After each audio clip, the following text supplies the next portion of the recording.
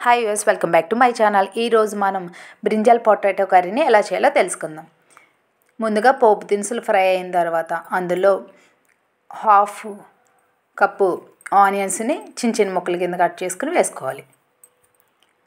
Onions తొందరగా fry అవ్వాలంటే కొంచెం సాల్ట్, పసుపు యాడ్ చేసుకుని ఫ్రై చేసుకుంటే తొందరగా దోరగా ఫ్రై అవుతాయి. ఇలా ఫ్రై అయిన తర్వాత 1 కప్పు బంగాళదుంప ముక్కలు ఉంటే పచ్చి బఠానీ, లేదంటే నానబెట్టుకున్న బఠానీని ఒక్కసారి మగ్గనిచ్చి వాటర్లో అవి వేసుకోవాలి. 2 టమాటోస్ని కూడా వేసుకోవాలి.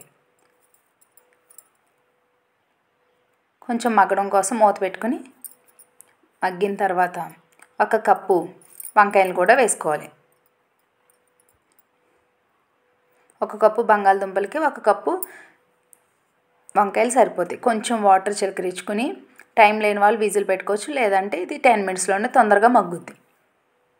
ఆల్రెడీ బఠానీ ఉడుకుద్ది, ఆలు టమాటో కూడా వాటర్కి తొందరగా మగ్గుతాయి.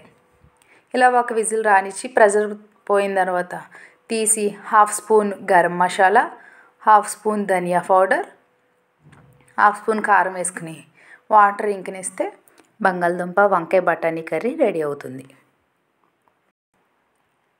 ఇది రోటీస్లోకి, జీరా రైస్లోకి, వేడివేడి అన్నంలోకి ఎందులోకైనా బాగుంటుంది. చాలా తొందరగా కూడా అవుతుంది. లంచ్ బాక్స్ రెసిపీ కింద పిల్లలకి చేసి పెడితే ఇష్టంగానూ తింటారు. హై ఫైబరు, ప్రోటీన్ కూడా ఉంటుంది బఠానీ యాడ్ చేసుకోవడం వల్ల. Thank you. Please subscribe my channel. మీరు ఎలా చేస్తారో కామెంట్ బాక్స్లో చెప్పండి.